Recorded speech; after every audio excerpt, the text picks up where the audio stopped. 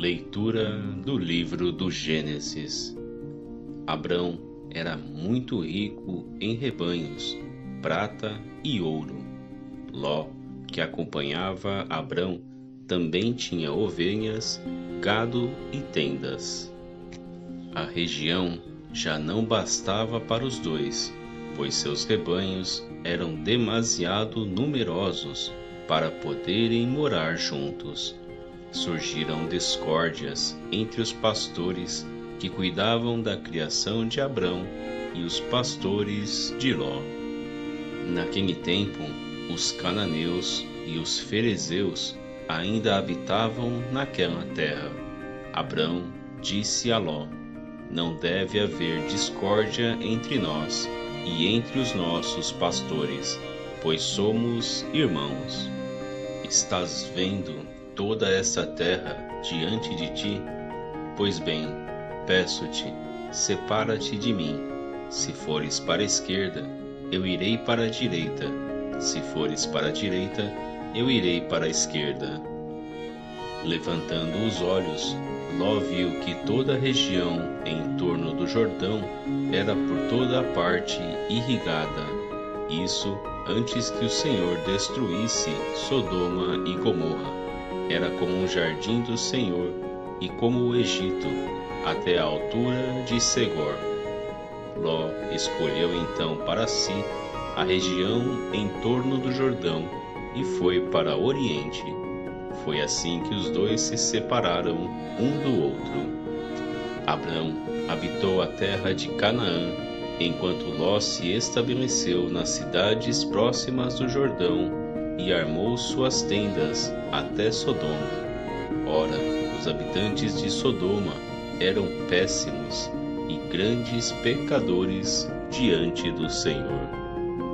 E o Senhor disse a Abrão, depois que Ló se separou dele: ergue os olhos e do lugar onde estás, olha para o norte e para o sul, para o oriente e para o ocidente. Toda essa terra que estás vendo, eu a darei a ti e à tua descendência para sempre. Tornarei tua descendência tão numerosa como o pó da terra. Se alguém puder contar os grãos do pó da terra, então poderá contar a tua descendência. Levanta-te e percorre este país de ponta a ponta, porque é a ti que o darei. Tendo desarmado suas tendas, Abrão foi morar junto ao carvalho de Mambré, que está em Hebrom, e ali construiu um altar ao Senhor. Palavra do Senhor, graças a Deus. Responsório: Senhor, quem morará em vosso Monte Santo? É aquele que caminha sem pecado e pratica a justiça fielmente, que pensa a verdade no seu íntimo e não solta em calúnias sua língua, que em nada prejudica o seu irmão, nem cobre de insultos seu vizinho, que não dá valor algum ao homem ímpio, mas honra os que respeitam o Senhor. Não empresta o seu dinheiro com usura, nem se deixa subornar contra o inocente. Jamais vacilará quem vive assim. Proclamação do Evangelho de Jesus Cristo segundo São Mateus. Naquele tempo, disse Jesus aos seus discípulos: não deis aos cães as coisas santas, nem atireis vossas pérolas aos porcos, para que eles não as pisem com os pés, e voltando-se contra vós, vos despedacem. Tudo quanto quereis que os outros vos façam, fazei também a eles. Nisto consiste a lei e os profetas. Entrai pela porta estreita, porque larga é a porta e e espaçoso é o caminho que leva à perdição, e muitos são os que entram por ele. Como é estreita a porta e apertado o caminho que leva à vida, e são poucos os que o encontram. Palavra da salvação. Glória a vós, Senhor. A reflexão é de Orígenes. Como é estreita a porta e apertado o caminho que conduz à vida. Vê o que Deus disse a Moisés, que ordem lhe deu sobre o caminho a escolher.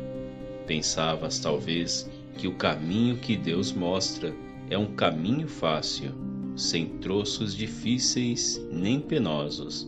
Pelo contrário, trata-se de uma subida e bem tortuosa.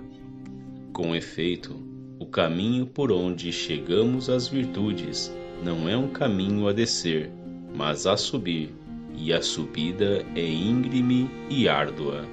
Escuta o que o Senhor diz no Evangelho: como é estreita a porta e apertado o caminho que conduz à vida. Como vês, o Evangelho está em harmonia com a lei. Na verdade, até um cego percebe claramente que a lei e o Evangelho foram escritos pelo mesmo Espírito. O caminho que percorremos é, pois, uma subida tortuosa. A fé e os atos comportam muitas dificuldades, muitas tribulações.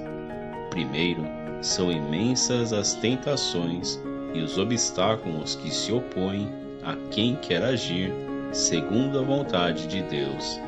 Depois, já na fé, encontramos muitas coisas tortuosas, muitos pontos de discussão, muitas objeções heréticas. Ao ver o caminho que Moisés e os israelitas tinham tomado, o faraó observou: andam perdidos na terra.